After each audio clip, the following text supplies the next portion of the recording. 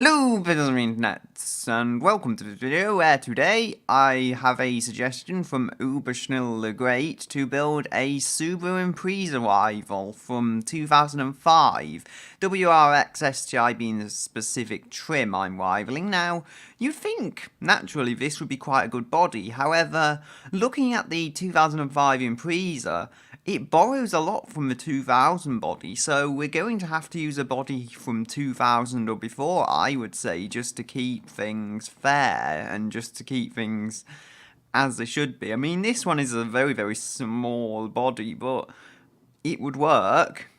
That's more of a limousine, let's be honest. We're not going to use a limousine, otherwise it wouldn't have the same agility to it.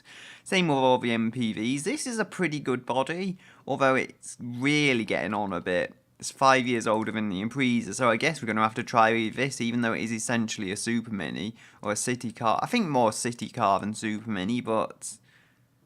No, I mean Super Mini instead of city car. I'm confusing my car categories, I do apologise.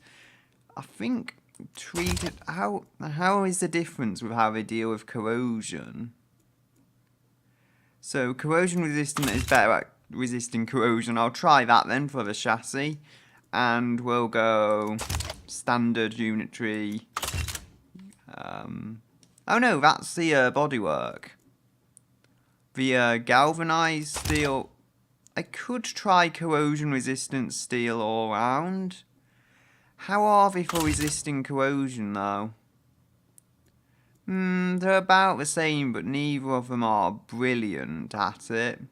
Nothing here is brilliant at resisting corrosion, to be entirely honest.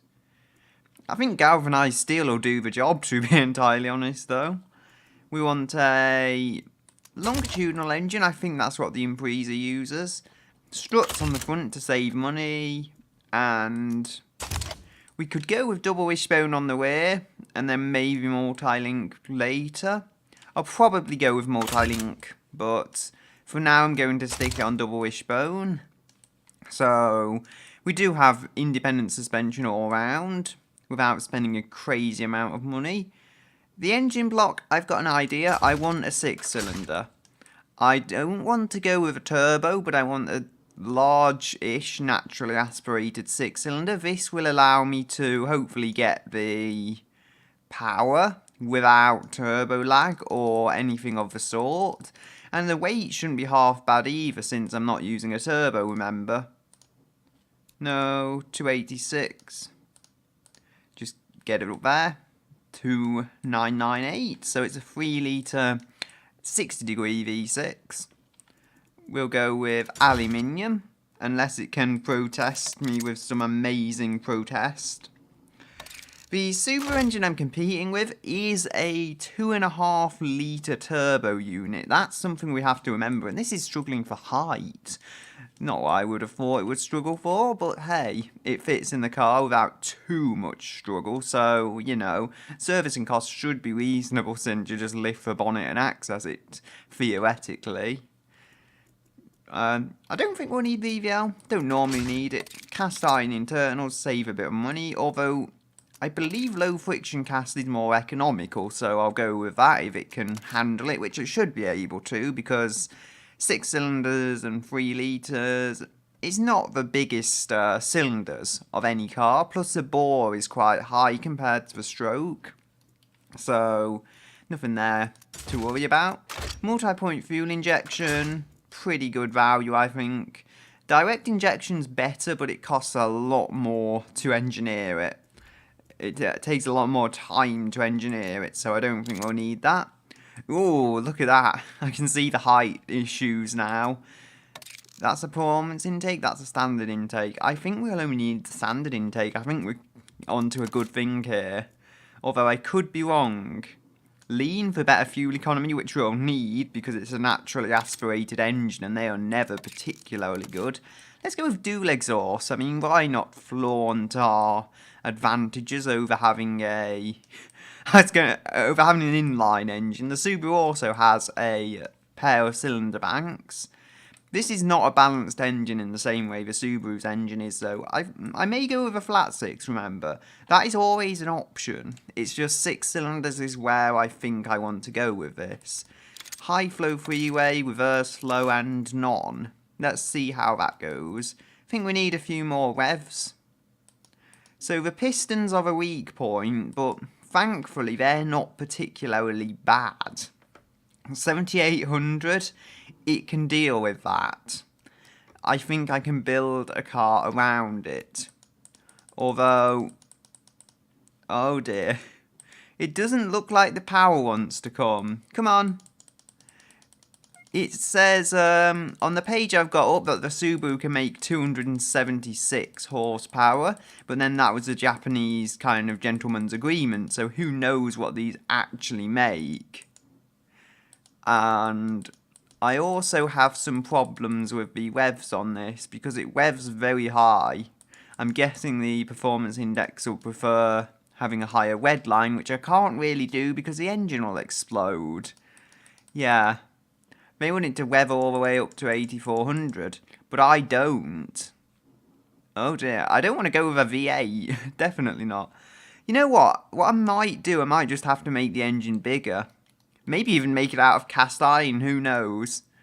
Nothing I can really do with the exhaust. It seems to be at its optimal point as it is, oddly. So there's the point I gone absolutely senile and forgot I didn't have headphones on. But we do need to see how this thing sounds and see if it's any good.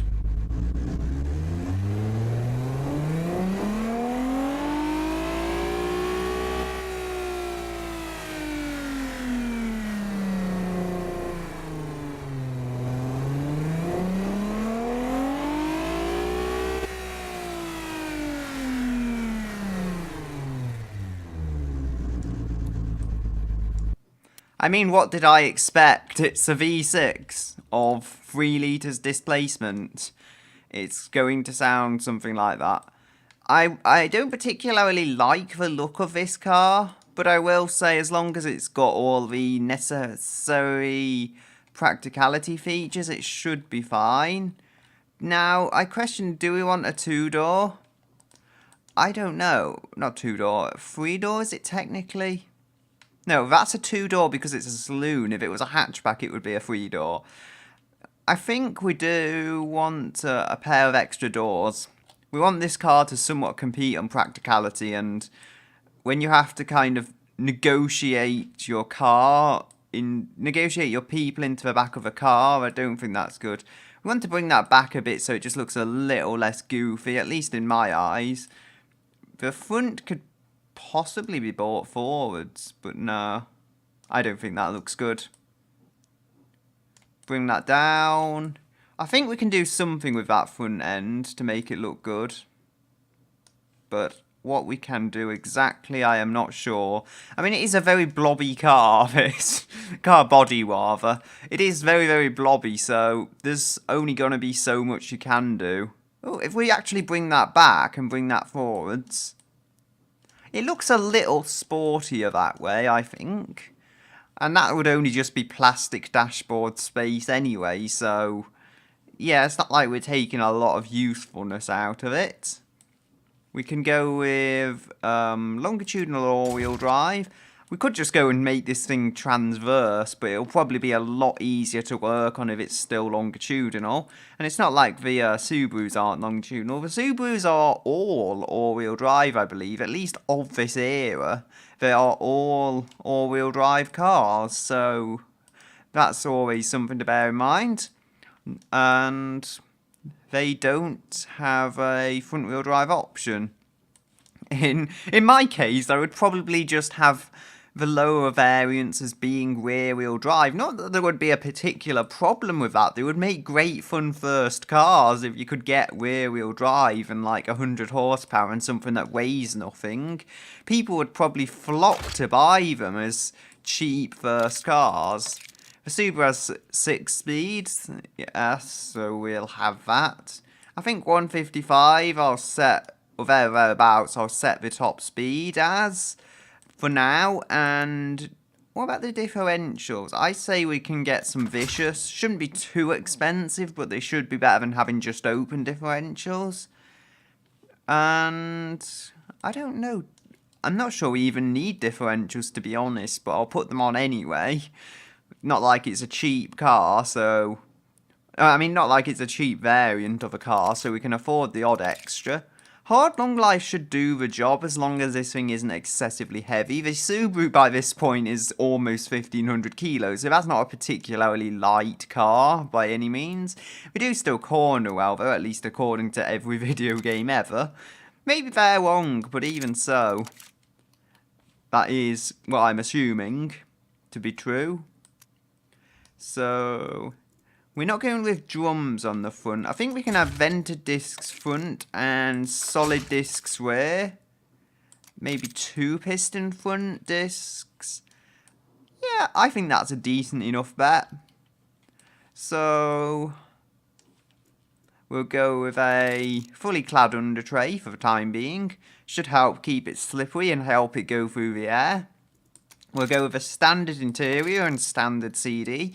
Probably what you'd get on an Impreza. Nothing too fancy, but not like really ultra basic stuff. Hydraulic steering. And we'll go with... I don't think we need electronic stability control. It's only 2005. So I think we can go with traction control and ABS. We'll go maybe... standard 2000 safety. And just generally what I would do for the suspension on most vehicles.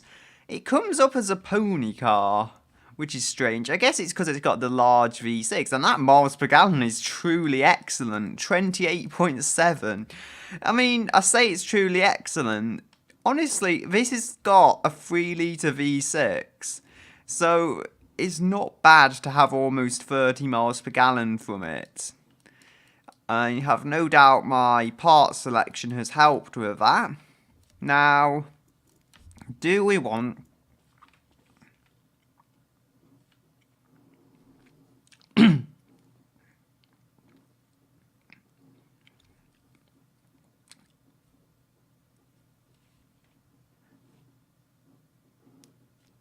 my mouth just refused to work. Anyway, do we want a cast iron engine? Yes, you say yes just as I thought you would.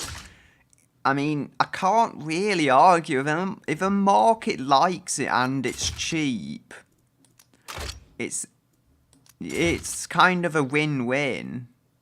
Although I didn't want to target pony, I'd say more fun. Fun is probably more where the Subaru wants to be, as opposed to pony. They don't really care if it's cast iron or not, so I'm going to have to go with cast iron to save a bit of money, I guess. They prefer an aluminium head. Okay, but they don't care if the actual block is cast iron or aluminium. That's interesting, an interesting development. So, yeah. I don't think you generally mix cast iron and aluminium. I think that was established early on in the engine's development. But, hey, if the market wants it, so I'll do it. Oh yes, I was saying a while ago, maybe I'll just make the engine bigger. Prepare for a 3.5 litre monster. The Subaru is only 2.5 litres, just for comparison. But hey, I don't have any turbos or anything of that sort, so yeah. Fun, 75.1. Oh, so now the engine's bigger, they are preferring aluminium. That's interesting. As if it's a kind of balancer for the weight. So... 7,500 is all we can rev it to now. I have to find a point at which it's going to snap back. Or even better still, I might just be able to use the ignition timing to help me. Come on, 7,100. 7,100. Are you going to actually snap back at all? Because I could really do with that kind of assistance right now. 6,900. I guess that's how it will do. 6,900's where it'll have to be for RPM, because that's where I'm able to retain it. Come on. 35 on ignition timing. It's about where I want it for power. It's where the Subaru claims to be, at least, so that will not be too terrible. No. If I could get more power, though, just any particular way. 76, 77.6. Ooh. So they seem to like having two mufflers. I think two baffled is probably better. And maybe I could adjust this to go with it. No.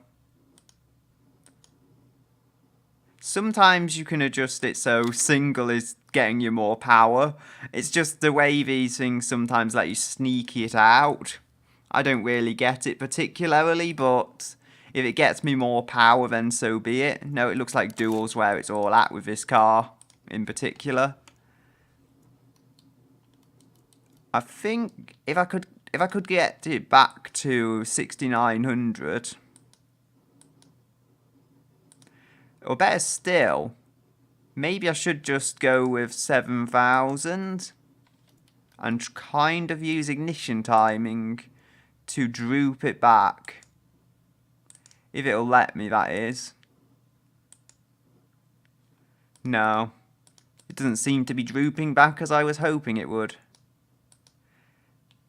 So, 7,000 is about as low as I could realistically get it while getting the power I want. The not reliability index, the performance index doesn't like that though. That's the problem.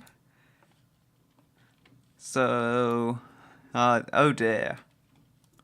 I could go with more cylinders. Ooh, actually, better idea. Better ideas have come. Inline 6, no. How about an inline 5? No, you won't fit either. How does a Boxer 6 fit? A Boxer 6 fits, but the width is limiting. I think I'd rather V6 it then. How does it fit if it's transverse, I wonder? I've not thought of that yet.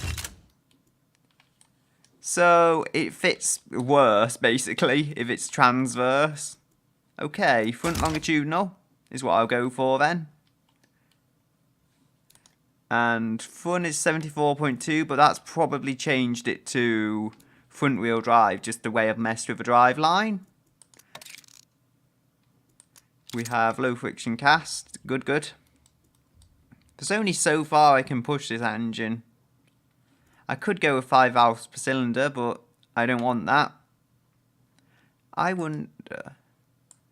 Maybe going big was the mistake I made. No. I think it needs to be big. How about going full American with it? You know, again, we still don't have turbo gubbins, so it's not like it's going to be absurdly overpriced, or will it? I don't know. Either way, it fits in the car, barely. And I remember when I was looking for 1 horsepower now, I could probably have done that with my performance intake. I should have, really, but I didn't. So here we have the new performance not intake. What am I doing? I'm repeating myself. A newer performance engine. So if we go with about 7,000. Dual. You should be able to fix me. There we go. It does rev slightly lower thanks to being, I guess, a 4 litre. Yeah, I should have no problem actually getting the power out of an engine this big.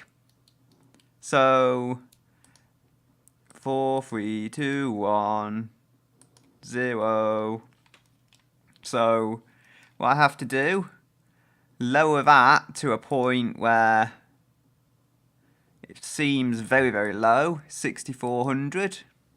Good, good, good. 6,500 even. I think if I try leaving it at 6,500, try capping it there, can I get the power I desire from 6,500? No. Why does it take such a dim view on it though? That's what I want to know. Maybe I can get 6,400. Sometimes these stuff jump around. 6,300? No. So 43.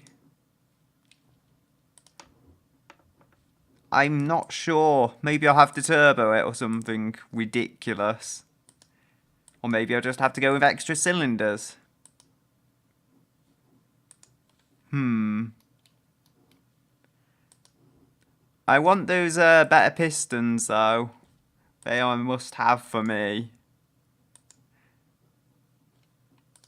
Right, you'll have to do for now.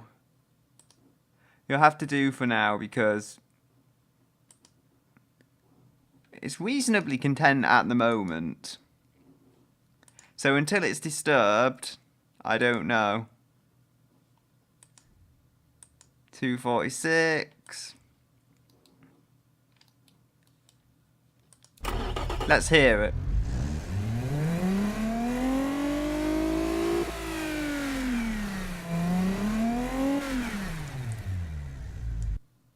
Yeah, 246. If the car is particularly light, then maybe we'll beat the Subaru, but is there a chance of that with this engine?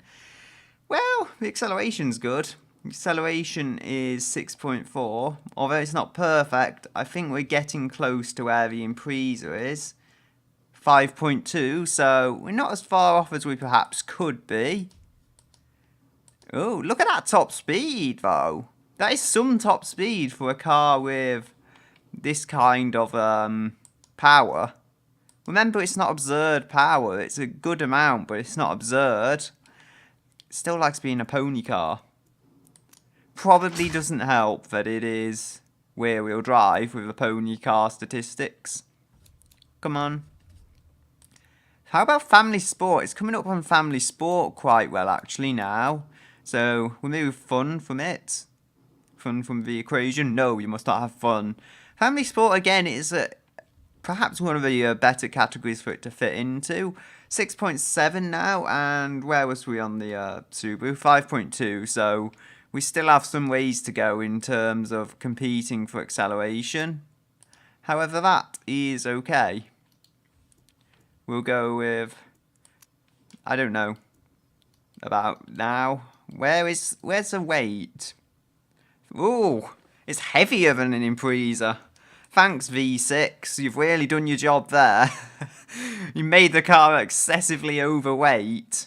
The weight balance is also poor. Right. I do have a way of, I think, solving it. Please forgive me. I made it 5 litres. Right. Now, this is truly absurd. It's going to be about the same size as the Subaru engine, but I don't know. Actually, no, we can go direct action overhead cam. That will save a bit of money. Therefore, it's a V8, but it's a lot simpler. It's 2.5 litres as well. Very small V8. But look at how high it can rev. I think I've sorted the RPM problems now. We can probably rev it all the way up there. Like the vintage race engines where they would rev quite high just because they had loads of cylinders and not much space in those cylinders. And what am I doing with the ignition timing? Oh no. It's got all those revs. Why aren't I bothering to use any of them? I can rev it to 900. 900. That wouldn't be a very good engine if it could only rev to 900. 9,000 is what I mean to say. It's just my mind.net gets a bit broken. No. So 201. Family Sport doesn't like this. Pony likes it naturally because it's a V8. What else would you expect from them? No, I'm not going with a turbocharger. I'm on single multi-point injection. That's probably not the best technology to be on. Twin is probably better. Maybe I should change the pistons, but it gets really complicated in my head. Come on. Let's hear the V8. See if it sounds decent.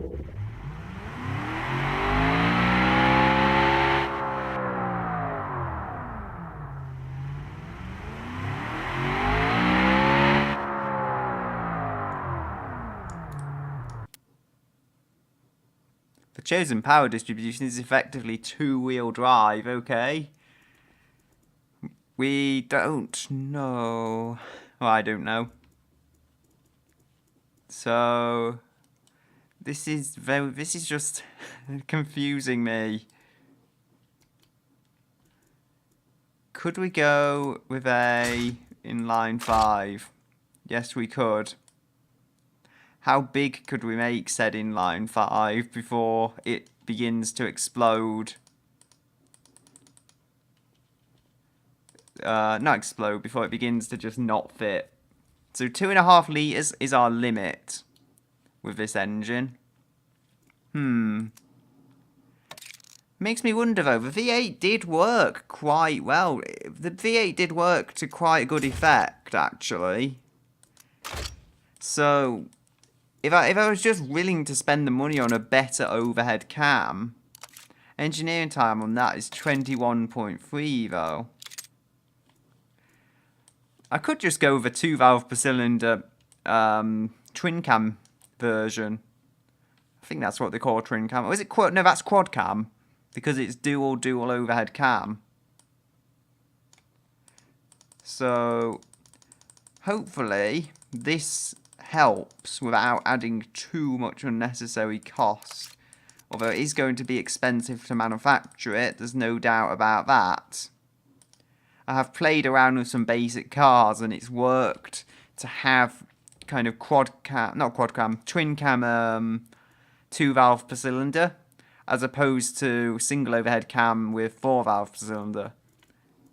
We'll go through the menus, see what there is. No. What you doing?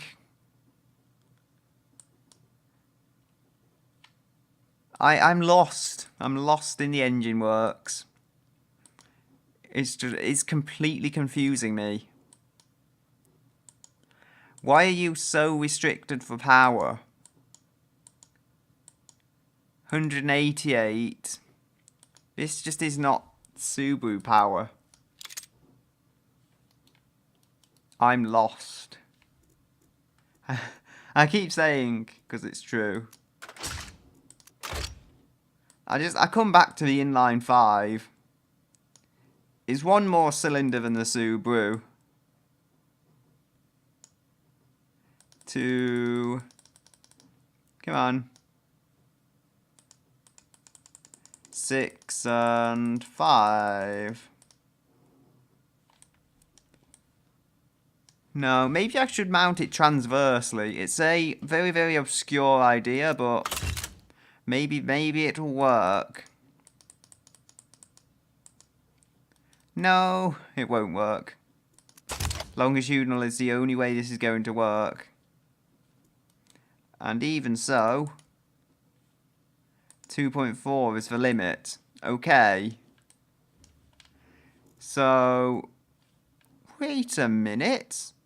I'm sure with a lesser head, though, I was able to get more out of it. So, try this. No? That is indeed very, very strange. Let's try 5 valves per cylinder. 2.4. And I don't think this is going to work. No, not in the slightest. The power is here and the power is good, but it's just trying to get the RPM up. Wait a minute, they can go 8,000 now. I'm pretty sure with a V6 they couldn't, even though there's more cylinders there. Oh, wait, size. Size is always a factor. So, I guess we'll have to go back to the drawing board, back to 3.0 engines, because that seems to be a good size that these pistons can actually deal with. Yet, I don't want to rev a car right up to the moon, but if it has to be revved as high as possible. Where is all the power? There should be power. That's no doubt not helping, but there should be some power with it. There we go. We've got a single exhaust on a thingy with two, what's it? So, thingy with 2 cylinder banks, and it's not even that big. And that's not what I wanted to do. 282. This is definitely making the power now. The trouble is, when it comes to it, can I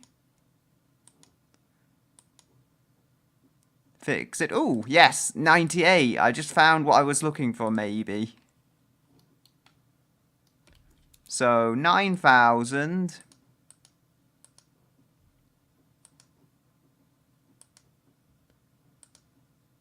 Three, 2, 1, 0, 80. No, 7,900. That makes it at the very top of the power band. I do not like that.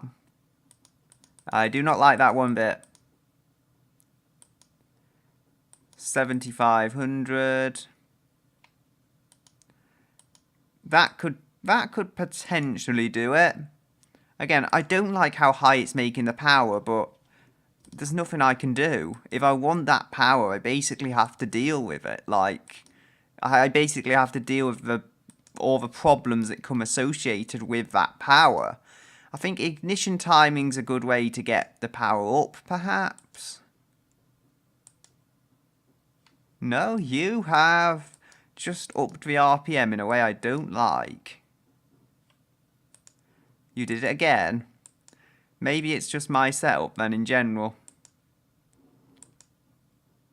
Okay. So 80. No, 80.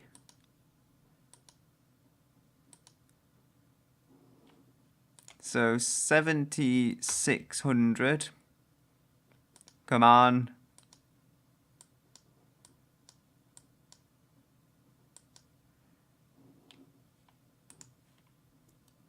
I think I'm going to have to cave. I've tried a whole bunch of stuff, as you have seen, and it's not quite working as it's intended to.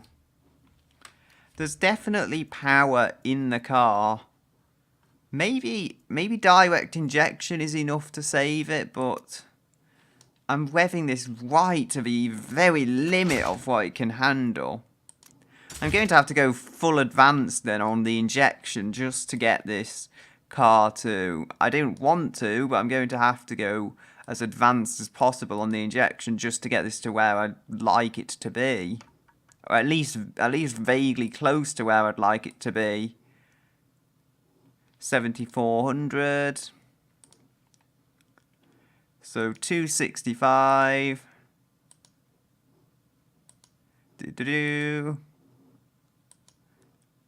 It's got to get there somehow. Good. Right, I feel reasonably confident with the power we're making now. Yes, I am going to have to suddenly cut off the power at 7800, I think just for the engine's own safety, really. Just for the engine's own safety, I'm going to have to cut off the power. I could increase the fuel mixture, but that doesn't really tend to end well. I might end up doing that if it doesn't hurt the fuel economy so well. But for now, a performance intake will make me the power I need and get me through, basically. Do we get any more power from the exhaust? No, we don't. So 277 is the limit. Let's hear it.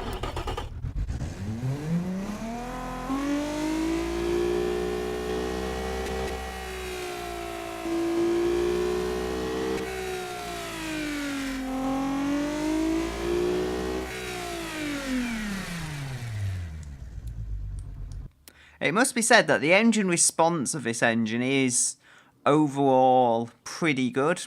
It's better than a turbo would be, that's for sure. A smaller turbo at least would be, that's for sure. So yeah, it's going somewhere. Now, where is the weight balance? We have got a lighter car than the Subaru now. I am liking that. And we'll go maybe with something else. Where's the... We could go with a premium CD player. How about family sport? How do they react to having different interiors? So standard, premium. We like premium. I think premium's where it's at for them. And 73.5, 74.3.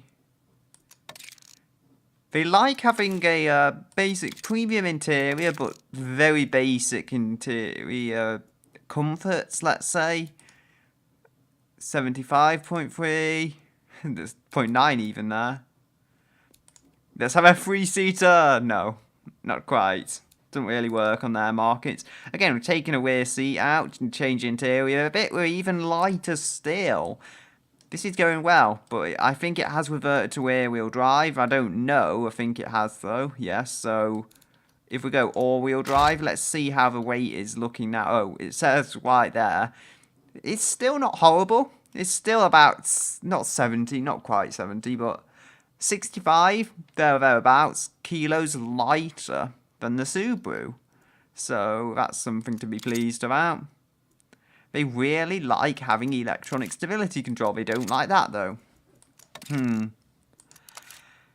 Yeah, it apparently doesn't cost too much, and it's got pretty high market advantages. So, what can I say there? Safety. They like a lot of safety on their cars. So, advanced safety is probably worth getting, and we're almost as heavy as a Subaru. Oh dear. What can I say? It's a car designed for that kind of market tier, so it's kind of natural there would be some overlap. There's not that much difference, though, between a standard and premium interior on the market, so I think I'll just go with standard, to be entirely honest. It's a difference of, 6 decimal points, but it saves a fair bit of money if I go with a basic interior. And it'll save a bit of weight as well, so that's why I'm going to go that way. I do need to put bigger brakes and stuff on, that's what I'm worried about. I may even get a heavier car than the Subaru after I'm finished with this. So that would not be a good thing to be happening. Just realising the insurance group 42 for the Subaru, which is incredibly high. We could go with pink, yes. How is that a pink Impreza rival? Can you imagine men driving that, can't you? Right, so we've got to, I would say, get the tyres and stuff right for the class. We've got a Core 2 Duo Blue there. And then we've got pink, and then got a bunch of other colours. Oh, dear, I don't want to modify you. Put it in steel for now. And Where is the other bits? So we could go open. They like open quite a bit actually. 76.1, 76. Yep, open differential does very favourably on the market. It's just about beating out geared differential, but then it is also cheaper than geared differential. So, yeah, I think we'll go with open. And they like having more power going to the front, probably because it makes it more predictable. I'm earing towards a 50-50 power distribution right now. I think that's what Subaru uses, but I'm not certain. It's basically a 4x4, but it's an all-wheel drive system to get to that means. And it's got the 3-litre V6 to get to those means as well. So I get my power different ways and I get my drive different ways, but it's fundamentally a car for the same purpose with the same result. It comes up as a pony budget as well, which is weird because pony budget can barely afford the car in the first place. So yeah, hard to see how they would justify that. Pony itself, though, likes a car as well. They have a decent amount of money. I still think family sport is where this thing should be targeting. We can go maybe medium compound. Yeah, not too expensive, yet it improves the market a fair bit. I could say the same about Sport Soft. They have small cost disadvantages, at least at this size, but they do like them. So 210, wait, 205, 84, 84.1, 84.4, 84.7, 85.1. I don't see why this car would need more than 235s with this amount of power, honestly, and this compound of tyre even. Unless, are they happy to lower it? No. Honestly, regardless of what the market might say, I don't see the need to add the extra weight. It's getting a bit heavy already. So, I think most crucially is just to make sure it's got enough wide body flair to absorb those tyres, let's say. And that should do well. I was a bit concerned there that my PC couldn't handle it, but hey, it can handle it. It's only automation. It's not like I'm running some ultra advanced game like, I don't know, Fortnite. We all know Fortnite is a system stressor. So there we go. That is that. I can improve the suspension, I would imagine. That would probably help. Look at that miles per gallon. We're over 30 miles per gallon with a V6 engine. It's just so good. So very good. Yep, you like having the bigger brakes. And that's unsurprising. Unfortunately, bigger brakes do also cost weight. So how would I even begin to deal with this? It's heavier than an Impreza. It's not much heavier now, but I don't know. I could go with 3-piston. That'll probably solve the worst of the weight problem, but the fact is, the car still has to slow down. If this car doesn't slow down, then a lot of them will end up in hedges. A lot of them will probably end up in hedges anyway, but, you know, we want to be as safe as we possibly can. Come on, 92.9. Yeah, I don't know. It doesn't need brakes that big on the rear. 92.9. If this has brake fade, it has brake fade. It's a car designed for such a point of performance, but you can't push it too far. The front dampers are hard. Oh yeah, I don't think I tuned the suspension yet, so it's basically on whatever it was on from stock. So 93. And I think, yeah, 295. They are big brakes, and we're about 20 or so kilos heavier than the Impreza. Now, if we could save weight anywhere on the suspension, maybe that would be a good idea. Although maybe it would be a bad idea as well. Who knows for certain? All I know is that this thing has to go quick. We could just go no entertainment. No, basic, standard, and how about this ESC? I was testing it out before. Why didn't I keep it on there? I don't know, honestly. Don't ask me. I don't know anything. I'm just making videos. So, springs, do you want standard or progressive? Do you want standard, twin tube or gas monotube? And passive, semi-active, off-road and active. Ah yeah, so that's the suspension setup. The sway bars are a bit expensive, I would say though. But not so much so. Are they? I don't know. Are they worth the extra market value? That's the question. To be honest, I don't think they are. I think with the assistance of the all-wheel drive system, there's no need to have such advanced dampers on it. I think it can get by just fine without them. I won't go with passive, because they really don't like them, but I'll go with semi-active.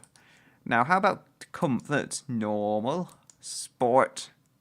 Yeah, they do like sport. That's perhaps unsurprising in the family sport category. For race, yeah, it would be too firm. The suspension does need changing. The suspension needs making perfect for this type of vehicle.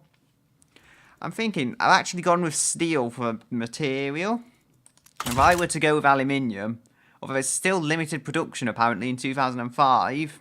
100.2. Corrosion resistant steel. 88. Oh, so it apparently improves the price. Partial aluminium.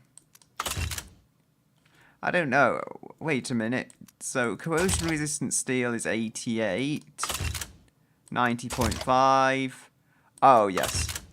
Partial aluminium hits it right where it wants to be hit, though. Saves a bit of weight. Makes the performance better. Apparently even makes it cheaper.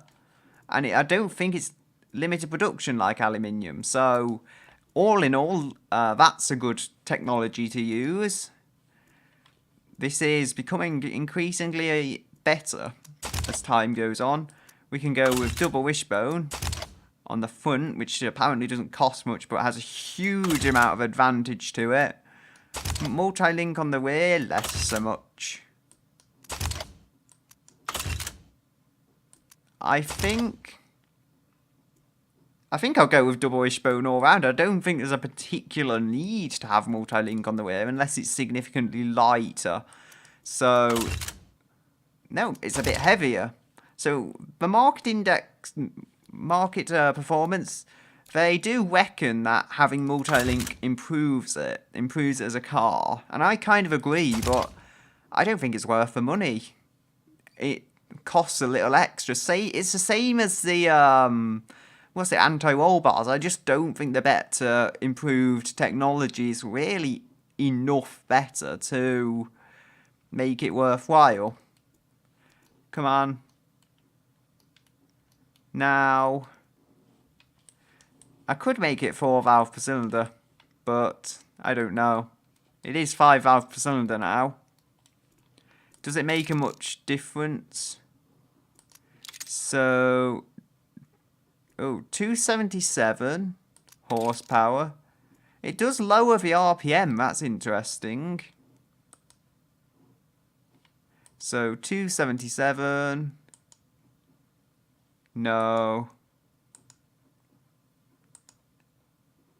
Interestingly, I think we can make it back. So,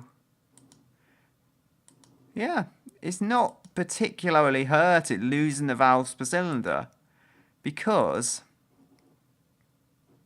I have managed to kind of readjust the engine to get by with less valves per cylinder. I mean, yes, maybe I've lost a bit of horsepower and I'm now losing out to the Subaru but by what? 1 horsepower. It's nothing I'm going to lose my mind over. So, there's that. We have some wheels, alloy wheels that need fitting. Which ones will look good on this? I'm inclined to say these, but I don't know. I do need to actually get them of the right size though. Ooh. They really liked having 5 valves per cylinder, didn't they? Oh dear. Maybe I'll have to go back to it then. Although I don't see a point in going back to it, to be entirely honest. Well, if they insist that it's that good, no, they don't insist that it's that good. I don't know then. You're losing me right now, Mark. It's because you're just confusing me. Right. So 30 miles per gallon. I've apparently made it better despite having less valves per cylinder. Somehow. 17s. If I have this sitting low enough on the suspension... Oh, I might know what it is, actually. I did change the suspension, didn't I? Changed it to sport, so... It might help if I readjust this. Yeah, they just like it at the stock height. I'm not making it any taller than the stock height. I believe that is about right. Again, they're placeholder wheels. They may very well be changed in the future. 1486. So we're within 10 kilograms of the Subaru. However, that's fine. We're within 10 kilograms below the Subaru, not above it. We'll go... It's actually surprisingly close. I wasn't expecting it to be this close in terms of weight and power. It's far closer, despite its own differences. Just checking on the page now. The Subaru has arguably a less advanced engine, but then it's got the turbos, so everything balances out there. I don't know, where's the miles per gallon? It's got to be somewhere on this page, right? 25 miles per gallon, so our V6 Beast manages to actually beat the Subaru for miles per gallon. I would not have expected that at all, really. I think I've put UK miles per gallon on this game. Sorry, I can't apparently manage to click my mouse buttons effectively. What's the top speed, I wonder? 158 is apparently the top speed of a Subaru, which we are beating again. Despite the similarities in spec, this car is getting to where I want it to go, which is a Subaru beater, really. Not as in it's a Subaru car that you beat up. It is a car that destroys a Subaru in every realistic way. Although acceleration is an area it could still do with some development in. It just doesn't have anything going for it in that particular respect. 6.5 is what it can go by. Right, so 6.5 is what it can do 60 in, apparently. The miles per gallon isn't really changing throughout. 6.4, it got quicker actually, which is odd. It got quicker as I lengthened the gears. Sometimes that can happen if there's not a lot of traction available. With this car though, and its tyres that it's on, there should be loads of traction available. So that's very, very odd. We've got just to find the point at which it snaps, I would say, and there we go.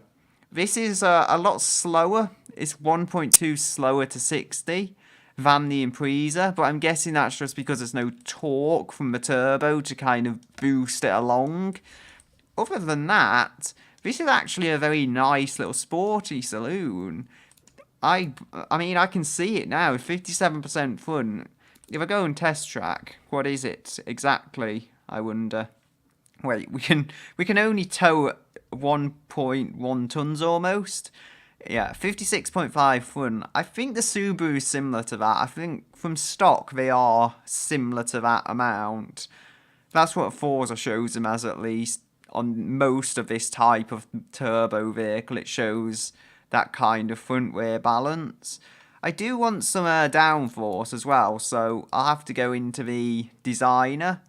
It comes up very well on fun, but family sport is really where its home is. Right, we'll go and look into the what's it called? Not compression ratio, fuel mixture. That's it. See if I can get decent economy and power with this, because it's kind of my last ditch effort to get good fuel economy, even though you're supposed to get better fuel economy when it's fully lean. So go 1, 2. It was 30.4, I remember that. Yeah, that's given me more power. So again, go through here. No, it has actually hurt it. I don't mind having 1 horsepower less than a Subaru if I get to keep my incredible fuel economy. Oh, forget that. I've managed to keep my power, or at least the most part of the power, without really hurting it. Have I? I don't know. I thought I had, but I hadn't. Wait, so 275 is where it's at now. Can you snap back to that? Ooh. I may have got more power. 277. I found another way of getting more power.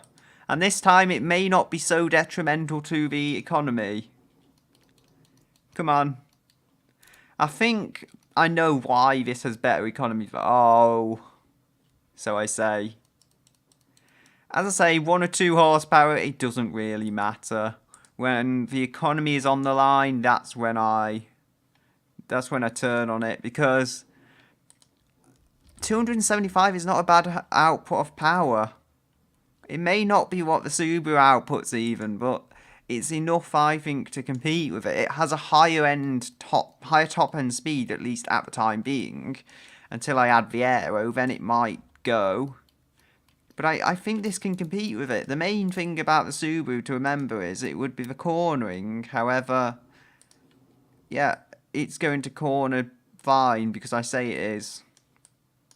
So, what do we have in terms of lip? Oh, yes, let's have a diffuser. I'm just checking it's not added a diffuser to the front or something strange. That's kind of for front-wheel drives, which don't have any kind of need for a diffuser, I guess, but they want to pretend they have one. That's one for exhausts and whatnot. This kind of has exhausts on the diffuser. Okay, so my vehicle has had the spontaneous realization that it now fits into the fun category.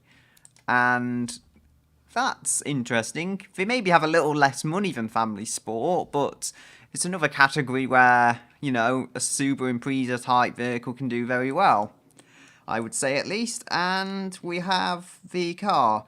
It has the game did crash, basically, and so that's why I stopped recording, but it did enable me to reopen the game and see what I just saw with the classes and how it is now fitting into a different class, so it's not all bad. We'll go with the, not bumper bar, we need a front lip, and we have hopefully got our splitter. No, we've got a splitter, and then it crashed, and then I didn't lose much, because I was only just putting it on when it crashed. I think maybe if I go with one where I can put the exhaust on, they might look a bit less stretched when I do this. Or whatever else I do to the splitter. Come on. No. There we go. So I can put the exhaust in these, in here, wherever. Exhaust, where are you? Yeah, I need a pair, I would say. of exhaust, and then I can duplicate them onto the other side. Oh, that was entirely off by me. Is that... No, I think I'll have to get ones that are integrated because otherwise it does not work. Still, doesn't look as off as it could. So I can forget it there. I know what to do with this ordeal of vehicle. Ooh, I think actually the M3 lights could work. Are they? They're either M3 or M5 lights or something of old M type. Or just BMW in general. Not necessarily even M cars. I just need a modern kind of sharp look, would you say? These could work, although I'd say they're a little older in terms of where they're from. Come on, make them a bit bigger. Show that the car is small and ready for whatever you want. Oh yeah, I have just remembered though, this car has to be red because of that scene that everyone puts Euro Beat over. I'm sure people know what I'm talking about.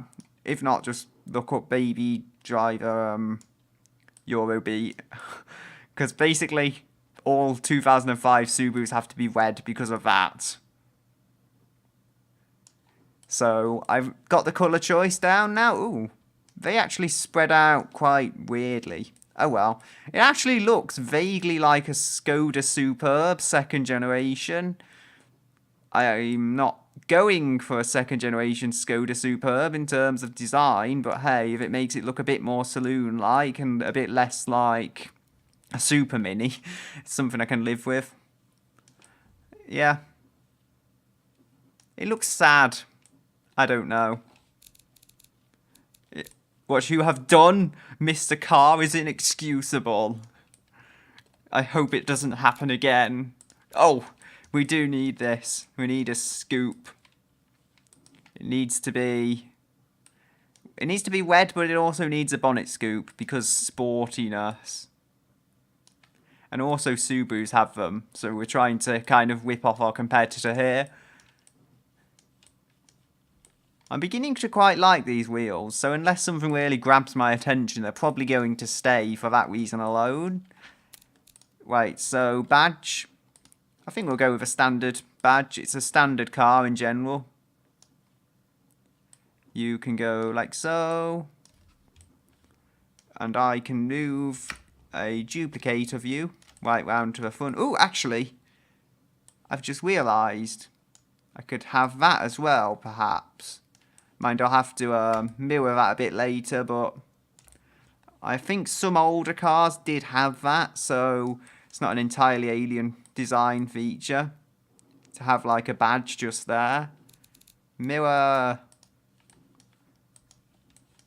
Maybe even modern cars in certain cases have that. So I'll have to see what I can do with them.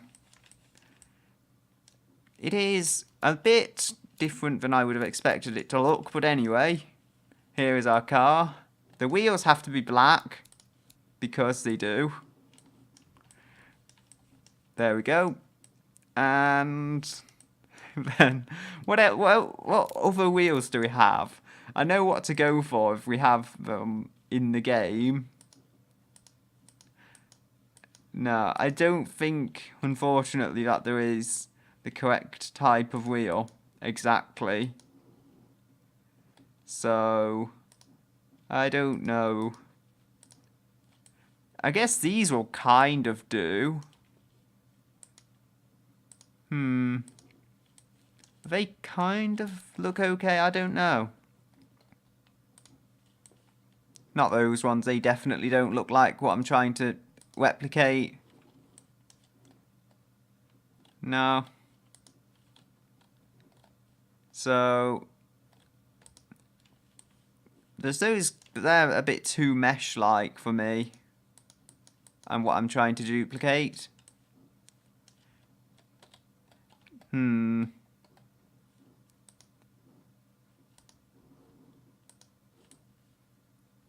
Are those kind of alright? There's these, which I think are a bit of a different era, really. I don't know about them. No, I would say not. I'd say they're probably about as close as we can get, to be honest. And the badge, yeah, as I thought, that might be in a bit of a funny position. Where are the, what's it, door handles and mirrors and whatnot. I can't forget to put mirrors on like I always do. The mirrors I choose will probably never fit the cars, but as long as I actually remember to put mirrors on, that is definitely progress for me. And I can't do much with colour on them, unfortunately. I can't make them out of black plastic to kind of match the black plastic surrounding them. Although it would be a bit of a neat feature to have the ability to do that. And we need the front end doing as well. And we need some handles on it. Ooh, yes. I think these are Honda Civic door handles. No, that is just hideous on my car. They worked okay on the Civic, but on my car it's just hideous. We could go with some of these. Mind they will have to be body colour. And we'll go shift drag to duplicate. Try flipping them round when they're actually on the doors. Come on. Shift. Oh, I said shift and drag. Oh, I thought I said shift and drag. Maybe I didn't. So there we go. Have we got our front lip? I don't think so. But for the most part, we have got a complete design. You know, I'm actually pretty proud of this. I've taken a body that was supposed to be kind of for a sensible Super Mini. I've actually made it sporty in a way that shouldn't have really been possible. Right, so you are kind of like just a little lip. There's no other word for it. Oh, now it's got big spikes. That's what the police use these cars for. Just spiking other cars off the track or road or wherever. Come on. Well, if you're in the Core 2 Duo police, you take your car to a track day quite frequently, but in the wheel police, that probably doesn't happen. Headlights. Now, what can I do? What can match the weird, slightly blobby front end, rear end even? We can go and perhaps add some of these. Are these correct? I would say they look okay for the era, yes. I wouldn't say they look too out of place on a mid-2000s car. As long as I mount them properly and don't make a mess of that, they will maybe look as they should. That is how they should be mounted. I just had them upside down suddenly for some weird reason. I don't know how that happened, it just did. So you can go like so. Is that good? There we go. Grill.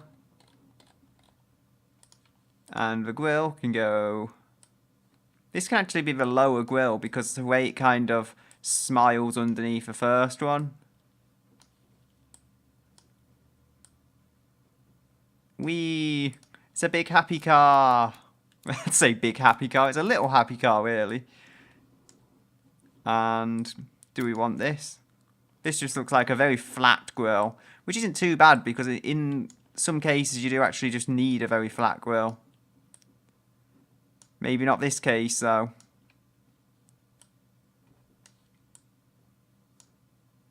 So you can go maybe back there.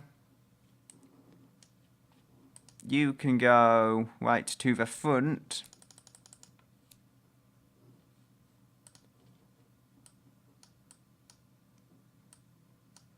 And oh dear, Oh dear me.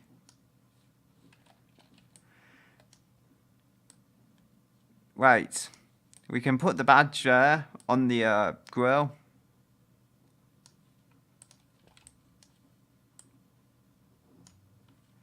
That looks far too big for any realistic modern car. So then we can have one on the back. Where are you? Where are you, number plates? There you are. Number plates. So which one has it got on the front? So it's got 2815. I don't know. I can't match them up, but I know in the UK we have a white on the front, yellow on the back, so that's why I'm going like this. The sizes are probably a bit out of proportion as well, but there's only so much I can do to make it look right. As I was saying, I am genuinely quite proud of what I've achieved here. Wing. Ooh, whale. Are these whale tails like the... Yes. Yes, yes, yes. If I can actually get this to fit as I was hoping. Yes, come on. This has to be done. This has to be done because Subaru probably wouldn't do it themselves.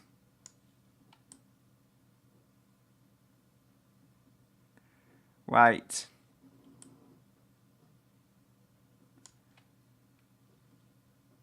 This is... Oh.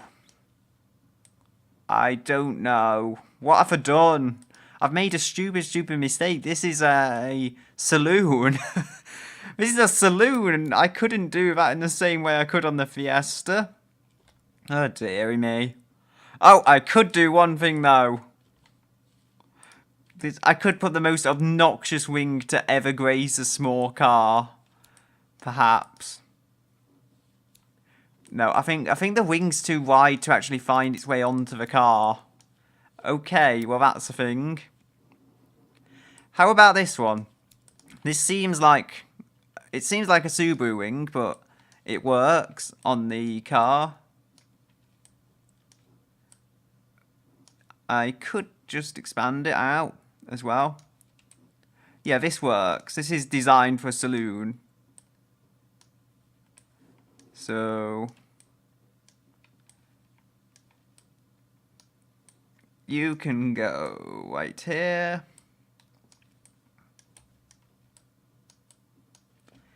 I wonder if I could get any realistic downforce from it, though. That is, I guess, a true question. Come on. 156. The top speed seems to have gone down, unfortunately. How about the downforce now? So there is... I don't know. I'm guessing less lift. Come on. Front wing angle. Give me all that downforce. And... Oh. I'm making rear downforce, but I'm not making front downforce. I don't want to go with any downforce under tray. I don't want to go that extreme. I don't think it's got the power for it. But anyway. So it's making more lift at the front now. If I, again, lift off on the rear downforce. Oh dear. No, more lift at the rear. I do not want that. Having less lift is better, though, than having more lift, so to speak. So that should do a trick. That should do the trick. It will not necessarily be safe at high speeds. Well, at the high speeds it's capable of, but it will get safer than it was at one point.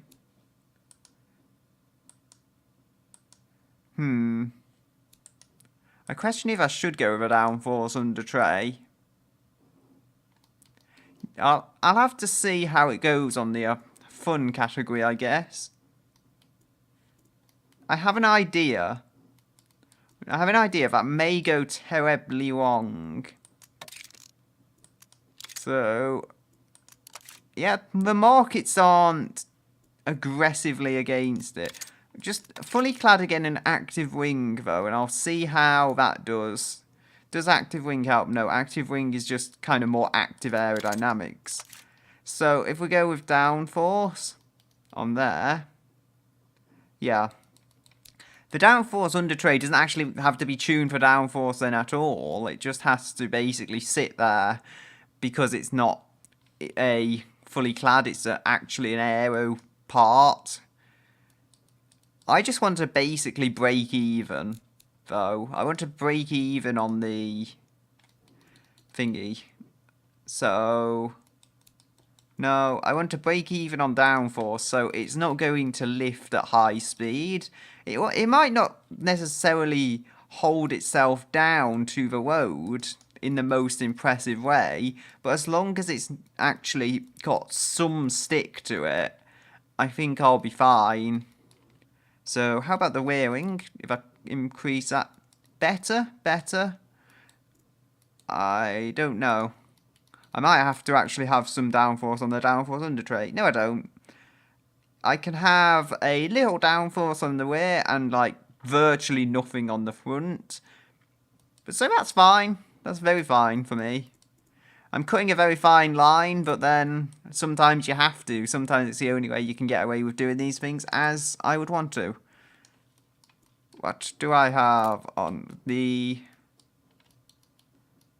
other bits? I have the wheels I've done. There's primary body and secondary body. I think this car is spec'd up though as I want it to be. And oh, one thing then I want to add. I would have said turning lights, but I've got them. I will want to add some secondary bumper lights then. So headlights. I think you can use indicators just as long as they are painted to match. No, are you being a bit funny? There we go. Just as I was saying, as long as the bumper indicators are painted to match, I think that they actually become headlights. So, I don't know. That's confusing me. Look, I have no idea if they'll work as headlights, but they look vaguely like headlights now, so good enough for me. And the other bits. Oh, indicators here. Yeah, just behind the logo. I should really have a pair of indicators. Because why not? It's a good place to have them. I could maybe even have the logo superimposed on top of them. No, that isn't going to work, so next best thing, just have it so the indicators are behind them. There we go. Rotate to you.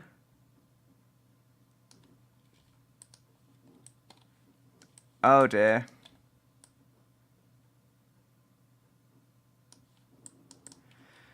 There we go. I think that's good enough.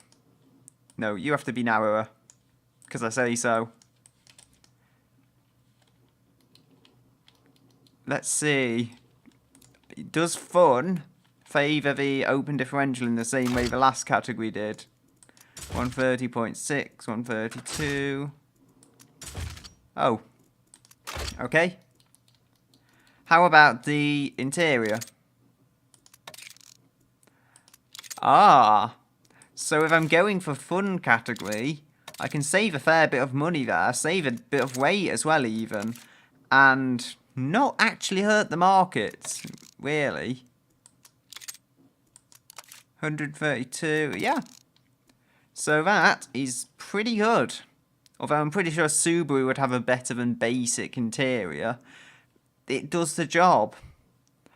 So we can live in peace, I guess. 107.8 for sportiness. No, 107.8 for family sport, 132 for fun. 132. Yeah, sport is definitely the best suspension setup. 132. I can even lower it ever so slightly. Right, so no, too bigger brakes. The front dampers, rear dampers, the rear brake force, okay.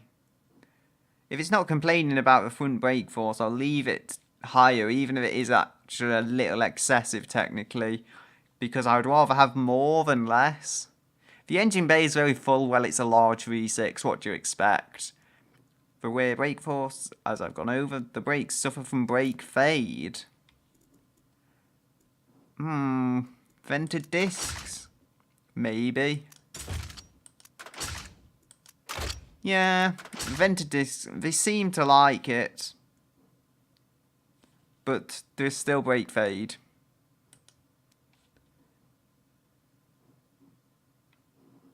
The rear brakes are no longer too big.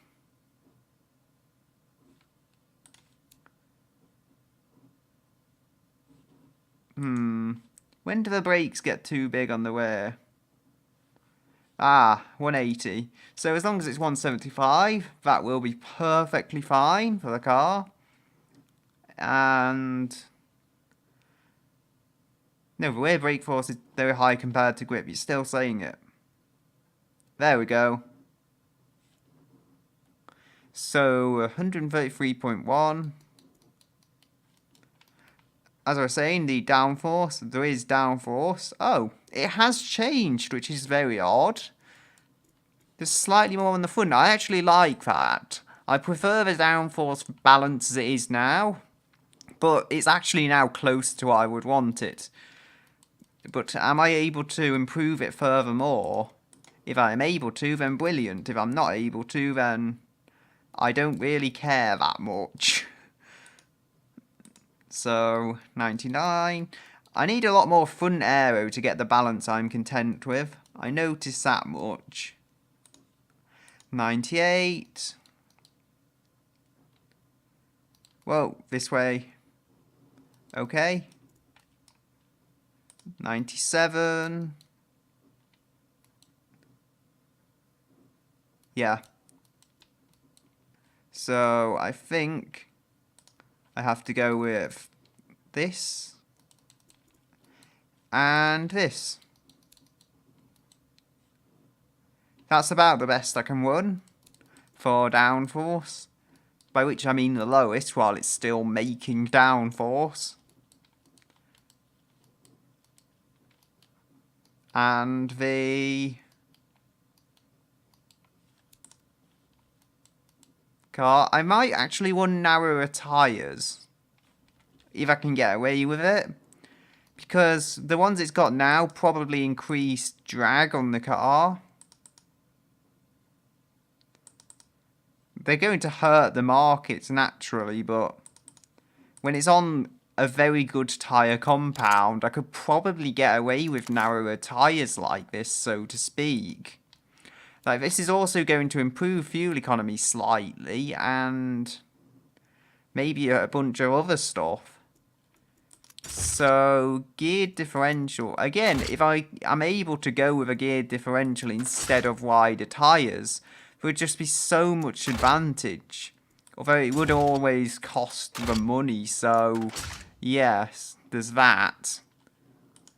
I don't think I need a differential though as such. So, yeah, they've got a few minor problems there, but the car is mostly sorted. I don't know, I thought the extra friction would have changed it a lot. It hasn't. Maybe I should just go with really, really wide tyres then. Like 245, well, I say really wide. Maybe not necessarily, but 133.4. 133.4. Yeah, 245. I mean, if it's being a bit awkward like that, it's not really giving me any gains. I mean, technically it won't do 150 now, but do you really care by this stage? You're probably going to put a turbo on it. Probably the reason you're buying it is so you can put a turbo on it instead of buying a Subaru Impreza and get power that way. Because you'll get more power from one of these with the bigger engine. Theoretically, at least. As long as the driveline can handle it. And I did see 6.3, yeah. So it's a bit closer. It's 1.1 seconds away from the Subaru now. I guess the wider tyres helped there. But just the high end, it's nothing really. There's virtually no difference. So, for all it's worth, 132.6, 131.9. Yeah, Fun doesn't like that. Family Sport does just about, but Fun doesn't. So, if we go Sport again, 132.5, 0.6, 0.9, 0.7, 0.9. Where are you? We have to find the Subaru, not Subaru. What was I doing? Oh, yes. This bit here. The dampers are hard. Rear dampers are hard, okay? Soften the rear dampers. The front dampers are hard. I remember once I tried to make the dampers harder to make them softer, which just wasn't working, as you can see. The rear dampers are hard. Soften them again. The car tends to oversteer, interestingly. Try to increase rear grip. I don't know how I would do that. Is that, I don't know, is that steering angle? The rear tyres have a very low profile. Doesn't look that low to me. I mean, sure, it's the low profile tyres, but nothing you wouldn't see in the real world.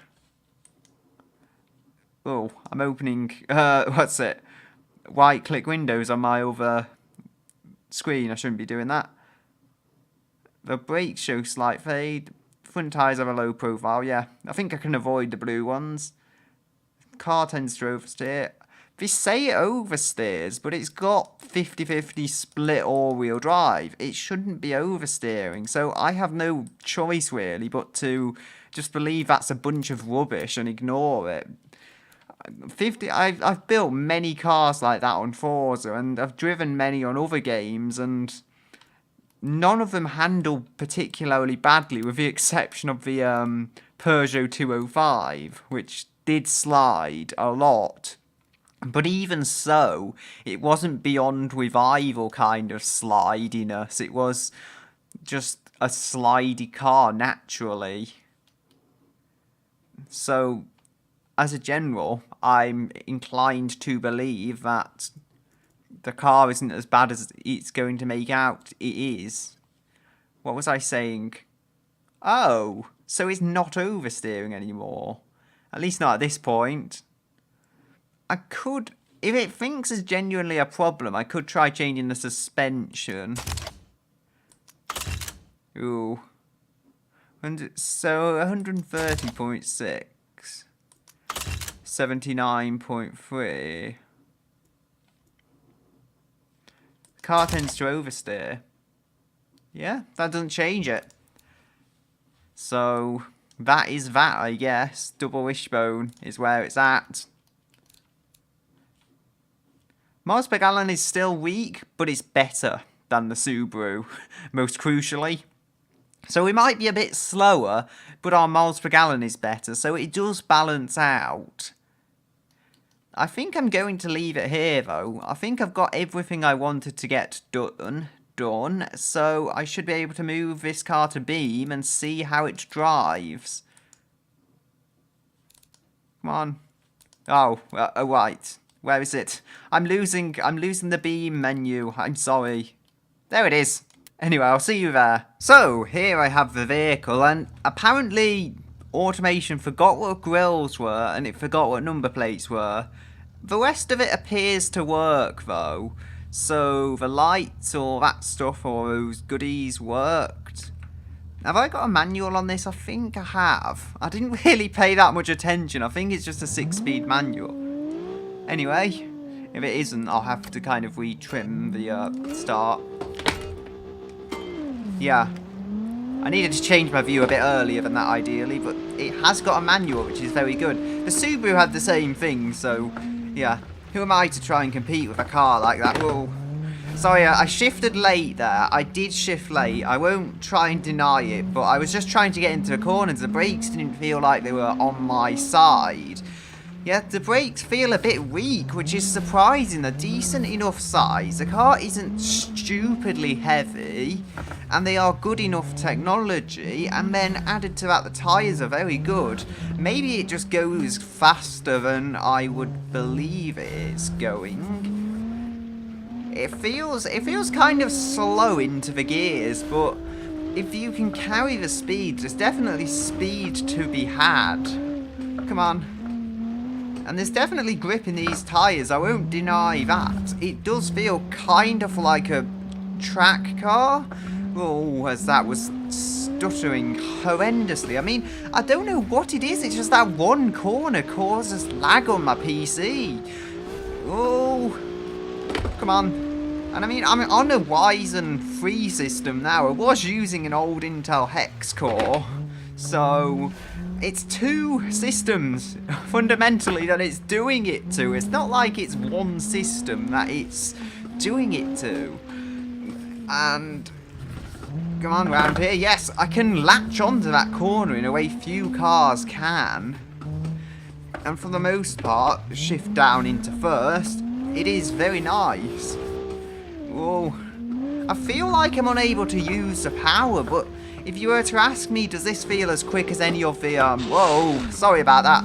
If you were to ask me, does this feel as quick as any of the front wheel drives we've had, I would have to say it does, because it's not that bad. I mean, not the 2400 horsepower, but I mean like the leaderboard topping ones, the little mini hatchbacks that have had the sporting potential and that have weighed nothing. This does not feel like 1500 kilos, I must say that. And onto a third lap. I just saw a 1:08 there. If I can beat that, I'm not saying I would be amazed, because I just have to basically set a good lap, free of errors. And it doesn't feel like it's going to grip excessively and tip over. I do like that about it.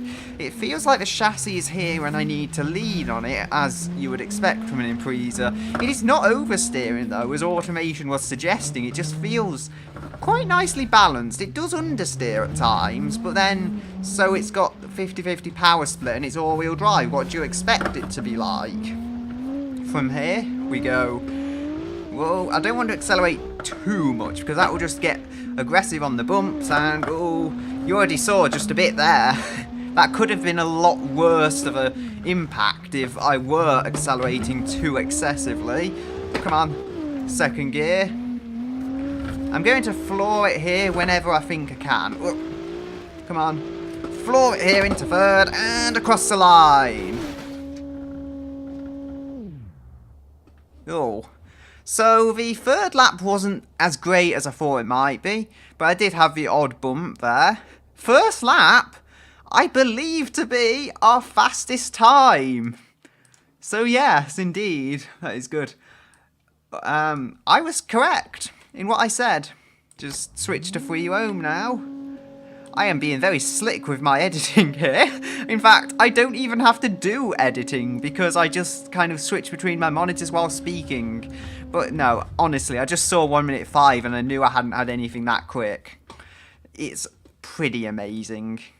I won't kid. I questioned, did I have ESC off? I guess I must have, because it's off now. I'll invalidate that time and I'll have to do something if I genuinely had ESC on, but I'm pretty sure I turned it off. The 1:06.338 time, that is amazing. I mean, that's a minute ahead of the Monstrosity Special Delivery. Oh no, I'm looking at the time, whether this set is above that tuner hatch, and yeah, I said I was impressed with what I'd done. I genuinely am. And I really thought the game had crashed on me then, but it hadn't. Just the combination of a reasonably compact chassis, an all-wheel drive system, and a weight that isn't obnoxiously heavy really gets it going. I wonder if we can see what's underneath us.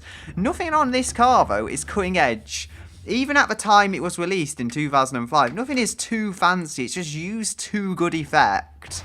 And I hope, Uberschnell, your Impreza competitor has delivered, because I definitely think it's delivered. I definitely think I have made a decent competitor here. So, anyway, unfortunately the wing is over there. But anyway, until next time, I will say goodbye until another day.